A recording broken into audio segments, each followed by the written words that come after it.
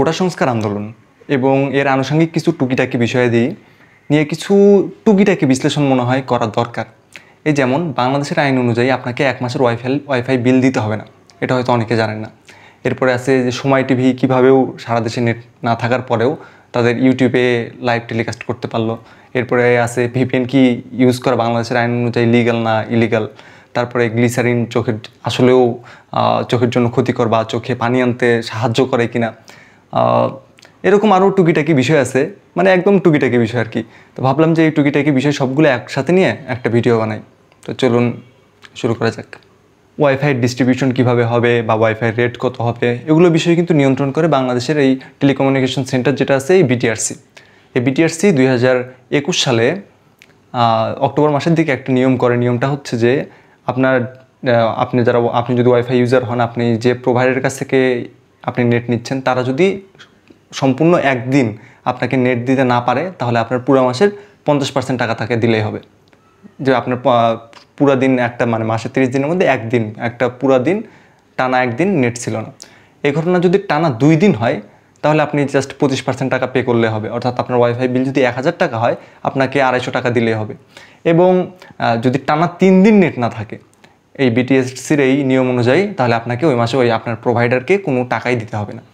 তাহলে আমরা দেখলাম এই আন্দোলনের পরবর্তী সময় 19 তারিখ থেকে 18 তারিখ রাত থেকে টানা 5-6 দিনের মতো নেট ছিল না, ব্রডব্যান্ড নেট মানে এই ওয়াইফাই নেট ছিল না। তাহলে এটা অবশ্য পরবর্তীতে দেখা যায় যে গভর্নমেন্ট এটা বন্ধ রাখছিল, যদিও গভর্নমেন্ট পরে বলছিল যে ডেটা সেন্টার আগুন লাগছে, এই হয়েছে সেই হয়েছে হাবিজাবি। কিন্তু পরবর্তীতে আমরা প্রুফও পাইছি যে এই ক্লাউড ফেয়ারের আউটেজে যদি আমরা ওয়েবসাইটে যাই দেখি, তাহলে দেখা যায় যে সবগুলো গভর্নমেন্ট ডিরেকশনের কারণে অফ ছিল। মানে এটা গভর্নমেন্ট অফ রাখছিল আর কি। তো গভর্নমেন্টের আইন আছে, যদি টানা 3 দিন নেট না থাকে, তাহলে আমার 1 মাসের বিল পুরোটাই দিতে হবে না, ফ্রিতে আমি ইউজ করতে পারবো। আর যেহেতু আমরা প্রিপেইড ওয়াইফাই বিলগুলো দিয়ে থাকি, তার মানে পরবর্তী 1 মাস আমার কোনো টাকা দিতে হবে না। এরপরে যেহেতু গভর্নমেন্টের কারণেই হলো, তাহলে এখন কি হবে? আপনি এই নিয়মটা জানতেন কিনা আমি শিওর না, তবে এখন আপনার কী করণীয়? যদি এখন প্রোভাইডারকে বলি, তাহলে বলবে যে এটা তো আমাদের দেখার বিষয় না, এটা গভর্নমেন্ট করছে। এটার ফয়সালা কি আমি জানি না, ফয়সালা হতে পারে কেউ যদি হাইকোর্টে রিড করে দেয় আর কি। একজন যদি 500 টাকা দিল কি না দিল, এটা হয়তো খুব বেশি ম্যাটার করে না যারা ওয়াইফাই ইউজার আছে তাদের ক্ষেত্রে। বাট সারা দেশে যেহেতু এটা একটা নিয়ম, এটা একটা আইন, সরকারি একটা নিয়ম, এটার ফয়সালা কি এটা জানা জরুরি। আসলে আমরা বেশিরভাগই সচেতন নয়, আর দিয়ে দিলাম, ওই জন্য হয়তো বিষয়টা হয়তো অতটা গুরুত্ব সহকারে সামনেও আসবে না। এরপরে সময় টিভির বিষয়ে আসি। শুধু সময় টিভি না, অন্যান্য যতগুলো টেলিভিশন চ্যানেল আছে তারা দেখবেন এই আন্দোলনের সময় কিন্তু তারা লাইভ ব্রডকাস্ট করছে। যে লাইভ ব্রডকাস্ট বলতে কি বোঝাচ্ছে, যে পেপার তো রিয়েল টাইমে পড়া হচ্ছে।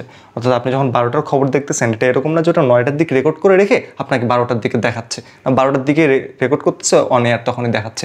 এরপরে লাইভও দেখাচ্ছে যে ঢাকায় ওই টেলিভিশন সেন্টার, কিন্তু রাজশাহীতে কী হচ্ছে সেটা আপনাকে দেখাচ্ছে যে রিয়েল টাইমে দেখাচ্ছে। এটা কীভাবে হচ্ছে? তখন তো নেট নাই। এটা যেভাবে হচ্ছে সেটা হচ্ছে যে এই আইপিটিভি সরাসরি স্যাটেলাইটের সাথে কানেক্টেড থাকে। অর্থাৎ এখানে ডেটা থাকুক না থাকুক সেটা ম্যাটার করে না, সরাসরি স্যাটেলাইটের সাথে এটার কন্ট্রোল থাকে। তো সময় টিভির সাথে যে কেসটা হতে পারে, প্রবাবলি এই কেসটা হয়েছে। আমি 100% শিওর এই কেসটা হয়েছে সেটা বলবো না, কারণ সারা দেশে নেট ছিল না, তাদের কাছে নেট না থাকার প্রবাবিলিটি বেশি।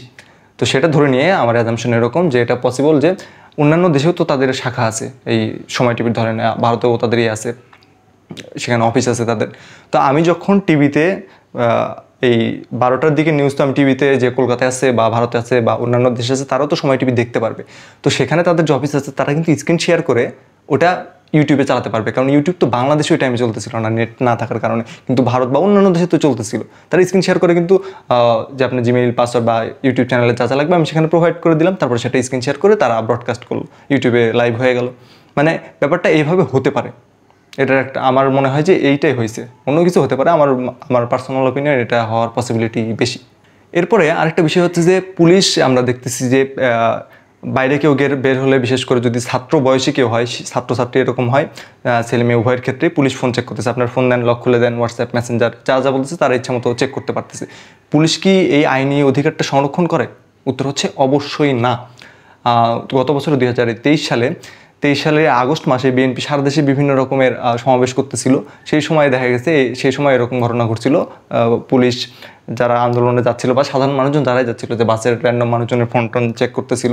তখন আইনমন্ত্রীকে একটা কোশ্চেন করা একটা ব্রিফিংয়ে যে এটা কি লিগাল কিনা। তখন আইনমন্ত্রী আনিসুল হক, বর্তমানেও তিনি আইনমন্ত্রী আছেন, যে তিনি বলেন যে না, এটা লিগাল না। কোনো অভিযোগ ছাড়া কেউ মানে পুলিশ কারো ফোন কখনো চেক করতে পারে না। কারণ অভিযোগ কি, পুলিশ যদি আমাকে এসে বলে যে আপনার বিরুদ্ধে অভিযোগ আছে, আমি আপনার ফোন চেক করবো। আচ্ছা অভিযোগ তো এরকম না, তখন আমাকে বলতে হবে আচ্ছা অভিযোগের কপি দেখান আপনি। আইনমন্ত্রীর কিন্তু ওখানে বক্তব্য এটাও তখন বলছিল, কেউ যদি এরকম অভিযোগ ছাড়া কোনো পুলিশ কর্মকর্তা বা কর্মকর্তা যদি বলে যে আমি আপনার ফোন চেক করবো, ফোন চেক করে, থানায় যেয়ে আপনি সেই পুলিশের বিরুদ্ধে লিখিত অভিযোগ দিতে পারবেন যে তিনি আমার ফোন চেক করছে, এটা আমার প্রাইভেসি ক্ষুণ্ণ করতেছে, মানে তার বিরুদ্ধে আপনি অভিযোগ করতে পারবেন। আর এটা সরাসরি আইনমন্ত্রীরই বক্তব্য। যদি এখন বলতে পারেন যে পুলিশ কার নির্দেশে এরকম করতেছে, উপরমহল বা মন্ত্রী তাদের নির্দেশেই তো করতেছে।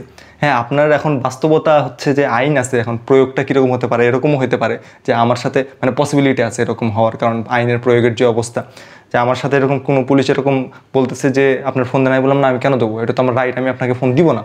তখন তিনি জোর জবরদস্তি করে হয়তো আমার ফোনটা দেখলো, পরবর্তীতে আমি থানায় হয়তো অভিযোগ করতে গেলে কোনো একটা ধারায় হয়তো আমাকে মামলা দিয়ে দিল। মানে এরকম পসিবিলিটি হতে পারে, কারণ চারপাশে এরকম কেস ঘটতেছে। মানে স্পেসিফিক এই ফোন চেকের জন্য এরকম হয়েছে তা না, তবে এরকম কেস কিন্তু বাংলাদেশে হয়েছে আর কি। তো এখন আইন আছে, প্রয়োগ কতখানি হবে সেটার কোশ্চেন করা যায়, কিন্তু অ্যাকচুয়াল নিয়মটা কি সেটা জানিয়ে রাখলাম। এরপরে আসেন, ভিপিএন কি বাংলাদেশে ইলিগাল?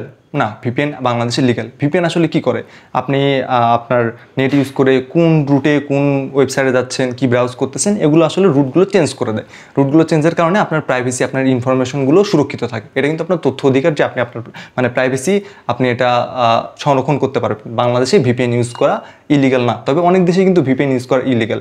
যেমন ইরাক আছে, ইরাক, ইরান, বেলারুশ, তারপরে উত্তর কোরিয়া আছে। এই দেশগুলোর নাম শুনে বলতেছে সেখানে কী লেভেল অটোক্রেসি চলে, বা সেখানকার আইন কানুন কীভাবে নিয়ন্ত্রিত হয়, এগুলো মোটামুটি আপনাদের আইডিয়া আছে। তো সেই প্রেক্ষিতে বুঝতে পারতেছেন যে কোন অবস্থায় গেলে ভিপিএন ব্যান করা হয় বা ভিপিএন নিষিদ্ধ করা হয়। বাংলাদেশে এরকম হবে কিনা এটা বলা যায় না, হলেও হতে পারে। তবে এখন পর্যন্ত বাংলাদেশে ভিপিএন ইউজ করা লিগ্যাল। এরপরে আরেকটা ইন্টারেস্টিং বিষয় হচ্ছে যে ইন্টারনেট ছাড়া, অনেকে দেখবেন যে বলতেছে যে ইন্টারনেট ছাড়া এই ব্রিজিফাই অ্যাপের মাধ্যমে আমরা অফলাইনে মেসেজে কানেক্ট থাকতে পারবো, এতে কোনো টাকাও কাটবে না। যে সিম টু সিমেও তো আমরা অফলাইনে কানেক্টেড থাকতে পারি মেসেজে, কিন্তু সেখানে তো টাকা কাটে। কিন্তু ব্রিজিফাই অ্যাপের মাধ্যমে কোনো টাকা কাটবে না, তাহলে এটা কাজ করবে কীভাবে? আসলে এটা কাজ করার উপায় হচ্ছে যে এটা ব্লুটুথে কানেক্ট থাকতে হয়, ব্লুটুথের রেঞ্জ যতখানি তার মধ্যে কানেক্ট থাকতে হয়। ধরেন আপনি 20 জনের অ্যাপের মাধ্যমে কানেক্ট থাকতে পারলেন, তাহলে 20 জন সর্বোচ্চ রেঞ্জ ধরেন আমার থেকে আপনি আপনার ফোনের ব্লুটুথ 10 মিটার পর্যন্ত কানেক্টেড থাকে। আপনি 10 মিটার দূরে গেলে আমার সাথে আপনি কানেক্টেড থাকবেন, আপনার সাথে তৃতীয় ব্যক্তি 10 মিটার দূরত্ব গেলেও কানেক্টেড থাকবে। এরকম করে যদি আমরা একবারে 100 জন কানেক্টেড থাকি, তাহলে একটা বড় এরিয়া আমরা কভার করে নিজেদের মধ্যে কোনো টাকা পয়সা ছাড়া, অফলাইনে কোনো নেট ছাড়া কথা বলতে পারবো না। এটা একটা মেসেঞ্জারের মতো কাজ করবে আর কি। তবে এটা মেইনলি ইন্ট্রোডিউস করা হয়েছিল যে রাশিয়া ইউক্রেন ওয়ার হইতেছিল, যে সেই টাইমে ইন্টারনেটের অ্যাক্সেস তো বুঝতে পারতেছেন যুদ্ধ অবস্থায় কীরকম হয়, তো সেখানে এটা ইন্ট্রোডিউস করা হয়েছিল। তবে বাংলাদেশের ক্ষেত্রে এটা ম্যাস লেভেলে কতটা ইফেক্টিভ হবে আমি শিওর না। তবে আমার মনে হয় যে বিশ্ববিদ্যালয়গুলোতে যদি ইন্টারনেট না থাকে, পরবর্তীতে আবার যদি এরকম একটা ব্ল্যাক আউট হয়, সেই ক্ষেত্রে বিশ্ববিদ্যালয়গুলো যদি খোলা থাকে, সেই ক্ষেত্রে বিশ্ববিদ্যালয় স্টুডেন্টের জন্য এটা একটা ভালো উপায় হতে পারে। গত কয়েকদিনের আরেকটা কমন কোশ্চেন, যে গ্লিসারিন যুক্ত যদি আমি রুমালে গ্লিসারিন ভরে চোখে ধরি, তাহলে কি আমার চোখের পানি আসবে বা এরকম কোনো পরিস্থিতি তৈরি হবে? আসলে গ্লিসারিন ব্যাপারটা হচ্ছে যে শুষ্ক, মানে মানুষের ত্বকের ক্ষেত্রে শুষ্ক যে অবস্থাগুলো থাকে, সেখানে যদি গ্লিসারিন দেওয়া হয় তাহলে সেটা পানি ধরে রাখে। তবে এরকম রেগুলার গ্লিসারিন ইউজ করা কখনো কখনো হিতে বিপরীত হতে পারে। তবে চোখের ক্ষেত্রে যেটা হয়, এটা এক একজনের ক্ষেত্রে এক এক রকম হতে পারে, কারোর জন্য এটা অ্যালার্জির কারণও হতে পারে। তবে কেউ যদি এরকম চোখের কাছে গ্লিসারিন ধরে, তাহলে সেটা চোখের পানি আটকে রাখে বা সেই জায়গায় একটা আর্দ্রতার অবস্থা তৈরি করে, অর্থাৎ দেখে মনে হবে সে কান্না করতেছে, এরকম অবস্থা তৈরি হওয়ার সুযোগ আছে। তবে সবার ক্ষেত্রে যেরকম হবে এটা নাও হতে পারে, ওই যে বললাম কারো ক্ষেত্রে এটা অ্যালার্জির কারণও হতে পারে। তো এই টুকিটাকি কিছু বিষয় আমার মনে হয় যে এগুলো শেয়ার করা দরকার ছিল, সেটা নিয়ে আজকের ভিডিও। কেমন লাগলো কমেন্টে জানাতে পারেন।